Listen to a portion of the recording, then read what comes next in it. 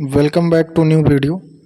मेरा नाम है सत्यम सिंह और आप सभी का भरपूर स्वागत करता हूं आज के इस वीडियो पे। आशा करता हूं आप लोग स्वस्थ होंगे और अपने पढ़ाई में बिल्कुल व्यस्त होंगे। तो हम शुरू करते हैं। आज ये प्रैक्टिस सेट 8वां रहने वाला है जीएस का, और आज इसमें आप पेपर का लेवल देखिए और ऐसा ही पेपर एग्जैक्ट पेपर 2 में देखने को मिलता है। आज आप पेपर का लेवल देखिएगा, बाद में कमेंट करिए कि आज आपका स्कोर क्या रहा है। तो हम शुरू करते आते हैं आज के पहले क्वेश्चन पे। निम्नलिखित में से कौन सा कथन गलत है? आप लोग इसका उत्तर दीजिए।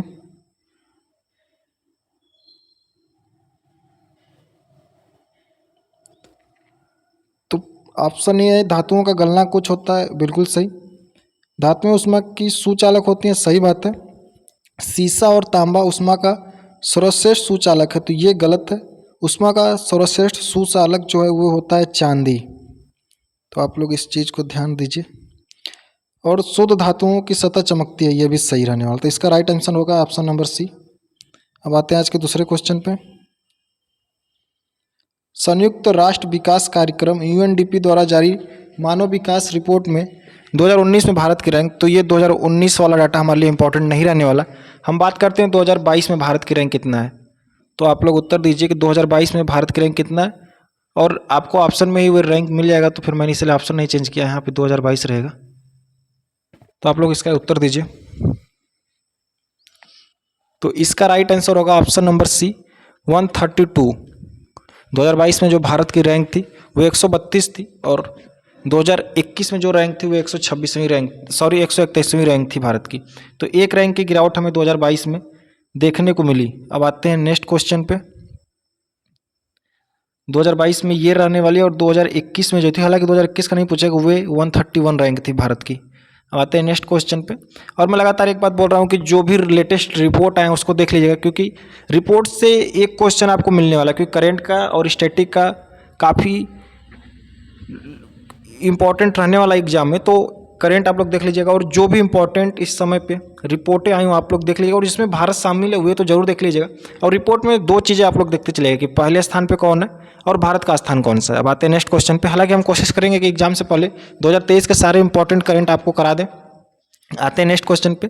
कंपनी अधिनियम 2013 के अनुसार किसी कंपनी द्वारा घोषित लाभांश यदि घोषणा की तिथि के डैश भीतर भुगतान का दावा नहीं किया गया तो अप्रदत्त लाभांश खाते में अंतरित करना होगा।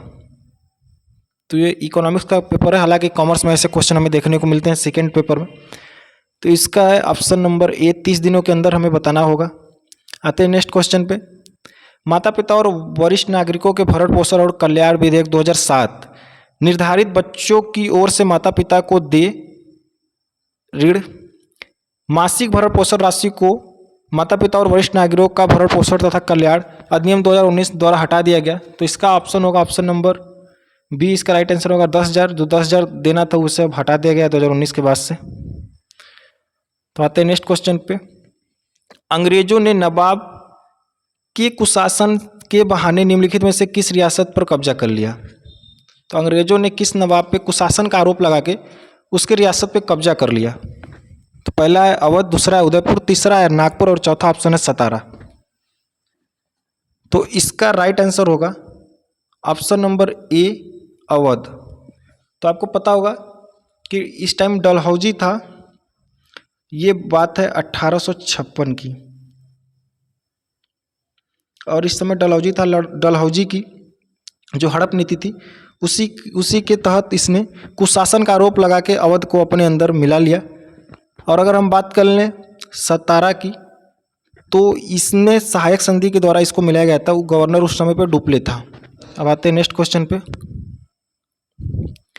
सूर्य के प्रकाश में कितने रंग निहित होते हैं? तो सूर्य के प्रकाश में 7 रंग होते हैं। हालांकि काफ़ी इजी क्वेश्चन है, ऐसे क्वेश्चन देखने को मिल जाते हैं पेपर 1 में। पेपर 2 में थोड़ा अच्छा लेवल क्वेश्चन देखने को मिलता है। अब आते हैं फिर से हम एक अच्छे क्वेश्चन पे। निम्नलिखित में से कौन सी अवधारणाएं बताती हैं कि सतत विकास को प्रगति की धाराओं के लिए एक समष्टि दृष्टिकोण रखना चाहिए और कल्याण के गैर आर्थिक पहलुओं को समान महत्व देना चाहिए? तो इसका राइट आंसर होगा GNH, ग्रॉस नेशनल हैप्पीनेस। और ये अवधारणा 1972 में हमारे पड़ोसी देश भूटान के द्वारा दी गई थी। और इस समय जो वर्ल्ड हैप्पीनेस रिपोर्ट में भारत की रैंक है वो है 126। वर्ल्ड हैप्पीनेस इंडेक्स में जो इस बार की रैंक है भारत की 126 रैंक है। अब आते हैं नेक्स्ट क्वेश्चन पे। रिपोर्ट आप लोग देख लीजिएगा, रिपोर्ट इंपॉर्टेंट रहने वाला, मैं बार बार बता रहा हूँ। निम्नलिखित में से कौन सी पुस्तक 1817 में स्कॉटिश अर्थशास्त्री जेम्स मिल द्वारा लिखी गई थी?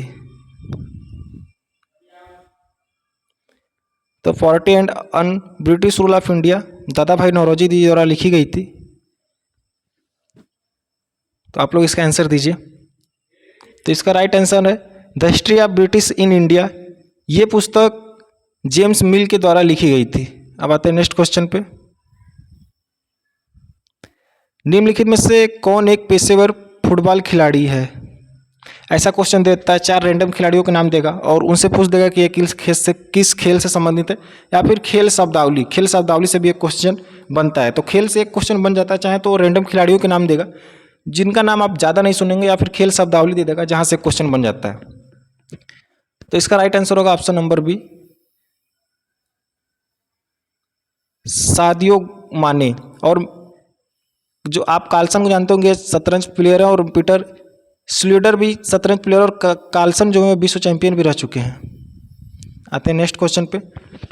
स्वदेशी आंदोलन से प्रेरित होकर खालिस्तान ने भारत माता को अपनी प्रसिद्ध छवि को चित्रित किया, जिसमें उन्होंने एक तपस्विनी का आकृति चित्रित किया। तो कौन थे जिन्होंने भारत माता को एक तपस्विनी के रूप में दिखाया था? इसका होगा option number A, Arvind Tagore ji ने ऐसा किया था। अवनींद्रनाथ टैगोर जी ने ऐसे किया था। निम्नलिखित में से कौन सी बर्फ पोषित नदी है? तो इसका राइट आंसर होगा ऑप्शन नंबर डी, यमुना नदी बर्फ पोषित नदी है। अब आते हैं नेक्स्ट क्वेश्चन पे। 1878 ईस्वी में ब्रिटिश भारत में निम्नलिखित में से कौन सा एक्ट अधिनियम आया था? तो आप लोग इसका आंसर दीजिए। भारतीय संविदा अधिनियम, ईस्ट इंडिया शेयर लाभांश प्रतिदान अधिनियम, सी स्वदेशी प्रेस अधिनियम, या फिर डी संपत्ति अंतरण अधिनियम। तो इसका राइट आंसर होगा ऑप्शन नंबर सी, देसी प्रेस अधिनियम। ये आया था 1878 में, और इसे ही वर्नाकुलर प्रेस एक्ट कहते हैं, और लिटन इस समय पे वायसराय था। अब आते हैं नेक्स्ट क्वेश्चन पे। और ऐसे भी क्वेश्चन पूछ जाता है कि वर्नाकुलर प्रेस एक्ट किसने लाया? तो लिटन ने लाया। और जितने भी वायसराय और गवर्नर रहे इनसे भी एक क्वेश्चन कहीं ना कहीं बनी जाता है, जैसे कि जनगणना किसके समय पर हुई थी, सविनय अवज्ञा आंदोलन कब चालू हुआ, रेल किसके समय पहली बार चली। तो ऐसे करके जो गवर्नर लोग हैं उनसे भी एक क्वेश्चन बन जाता है। अब आते हैं नेक्स्ट क्वेश्चन पे। हाफिज फिर खालिस्तान सदी के कवि थे जिनकी कविता संग्रह को दीवान या दीवाने हाफिज के नाम से जाना जाता है। तो ये 14वीं सदी के कवि थे जिनकी कविता संग्रह को दीवाने हाफिज के नाम पे जाना जाता है। निम्नलिखित में से कौन सा एक प्राकृतिक अम्ल क्षारक संकेतक नहीं है? तो अजवाइन का पत्ता इसका राइट आंसर होगा ऑप्शन नंबर डी। आते हैं नेक्स्ट क्वेश्चन पे। 1859 में कोलकाता में पहली जूट मिल कहाँ लगाई गई? तो पहली बार जो जूट मिल लगाई गई थी वो 1859 में रसड़ा में लगाई गई थी। अब आते हैं नेक्स्ट क्वेश्चन पे। वह भारतीय क्रिकेट खिलाड़ी कौन सा है जिसने टेस्ट ओपनर के रूप में अपने पदार्पण मैच में लगातार 2 शतक लगाए? तो इम्पोर्टेंट रहने वाला है, क्योंकि क्रिकेट और खेल शब्दावली से मैं लगातार बोल रहा हूँ कि एक क्वेश्चन दे देगा, तो खेल खिलाड़ी से थोड़ा सा देख के जाइएगा। तो इसका राइट आंसर होगा रोहित शर्मा। इस समय पे आईपीएल चल रहा है, तो आप लोग वुमेन आईपीएल देख लिया, क्योंकि इस बार पहली बार हुआ था कि उसमें सबसे महंगे खिलाड़ी कौन, और इस बार पर्पल कप ऑरेंज कप किसने जीता, और फाइनल किसने जीता।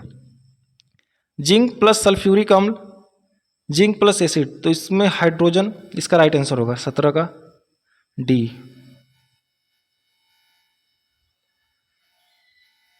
निम्नलिखित में से कौन सी पुस्तक डॉक्टर राजेंद्र प्रसाद जी द्वारा लिखी गई है? और मैं लगातार आपको बताया जा रहा हूँ कि एक किताब से एक क्वेश्चन पुस्तक या किताब से देखने को मिलने वाली है। जो इंपॉर्टेंट लोगों ने जो पुस्तकें लिखी हैं उसको आप लोग देख के जाइएगा। तो the discovery of India, Nehru के द्वारा लिखी गई है, ये बातें आपको पता होंगी। और द ऑटोग्राफी टूर्स फ्रीडम, ये भी नेहरू के द्वारा लिखी गई है। और जो इंडिया डिवाइडेड है, ये राजेंद्र प्रसाद जी द्वारा लिखी गई है।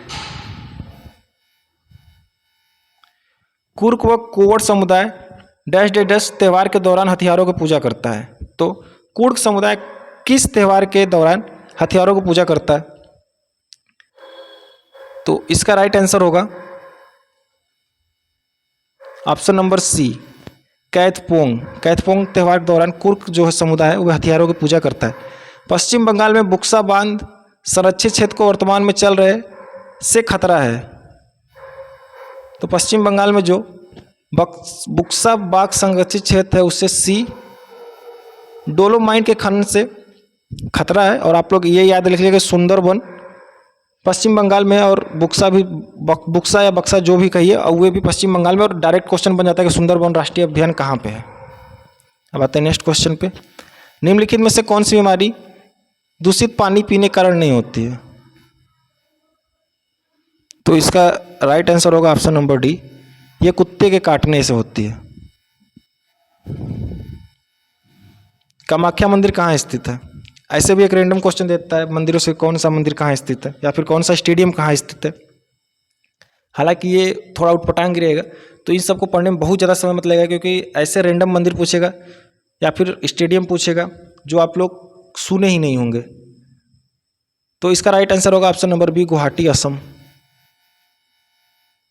अब आते हैं नेक्स्ट क्वेश्चन पे। भारतीय रिजर्व बैंक के बारे में निम्नलिखित में से कौन सा कथन गलत है? तो भारतीय रिजर्व बैंक अधिनियम को वर्ष 1934 में अधिनियमित किया गया था, ये एकदम सही रहने वाला है, यह सही है। वर्ष 1929 में हिल्टन यंग कमीशन ने एक केंद्रीय बैंक की स्थापना की स्तुति की, जिसे भारतीय रिजर्व बैंक कहा गया। तो ये गलत रहने वाला है, क्योंकि ये 1926 की बात है। वर्ष 1931 में भारतीय केंद्रीय बैंकिंग जांच समिति ने भारत के लिए केंद्रीय बैंक, जिसे रिजर्व बैंक की स्थापना के मुद्दे पर भारतीय, ये भी सही है। भारतीय रिजर्व बैंक ने 1935 से संचालन शुरू किया, ये भी सही है। हालांकि 1934 का अधिनियम था, 1935 1 अप्रैल, कभी कभी ये पूछा था कि किस दिन पूछा, तो 1 अप्रैल 1935 से शुरू हुआ। और जो इसके पहले गवर्नर थे वे थे सर ओरबोंज स्मिथ, और जो भारतीय गवर्नर थे वे थे CD देशमुख। और इसका जो राष्ट्रीयकरण हुआ था, यहाँ से भी क्वेश्चन पूछता है कि रिजर्व बैंक का राष्ट्रीयकरण कब हुआ, तो 1 जनवरी 1949 को RBI का राष्ट्रीयकरण हुआ था। तो RBI जो भी इंपॉर्टेंट फैक्ट थे मैंने करा दिया। और वर्तमान में 25वें नंबर के जो इसके गवर्नर हुए हैं, शक्तिकांत दास। अब आते हैं नेक्स्ट क्वेश्चन पे। डैश अरुणाचल प्रदेश की गालू जनजाति एक ऐसा त्यौहार मनाती है जिसे प्रतिवर्ष अप्रैल मनाया जाता है। तो इसका ऑप्शन होगा ऑप्शन नंबर डी, मोपिन त्यौहार को अप्रैल के माह में अरुणाचल प्रदेश की गालो जनजाति मनाती है। प्लासी के युद्ध में बंगाल का नवाब किसे बनाया गया? तो ये आज का लास्ट क्वेश्चन रहने वाला है। आप लोग कमेंट बॉक्स में बताइएगा कि आप लोग का स्कोर कितना रहा इस क्वेश्चन के बाद।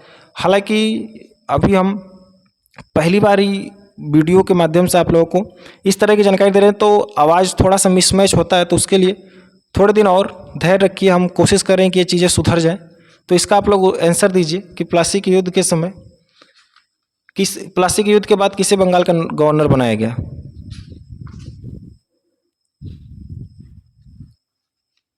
तो इसका राइट आंसर होगा option number D, Mir Jafar. तो आज इतना ही क्वेश्चन था। और प्लासी का युद्ध आप लोग को पता होगा, प्लासी का युद्ध डायरेक्ट 2021 में पूछ दिया था। हालांकि आप लोग को अभी इजी लग रहा होगा कि 23 जून 1757 को प्लासी का युद्ध हुआ था, लेकिन उस टाइम पे ये क्वेश्चन डायरेक्ट पूछ दिया गया था। तो इस वीडियो में सिर्फ इतना ही। आशा करता हूँ वीडियो आपसे पसंद आएगी। और आपका स्कोर क्या है नीचे कमेंट बॉक्स में बताइए। मिलते हैं फिर नए वीडियो के साथ, तब तक के लिए जय हिंद।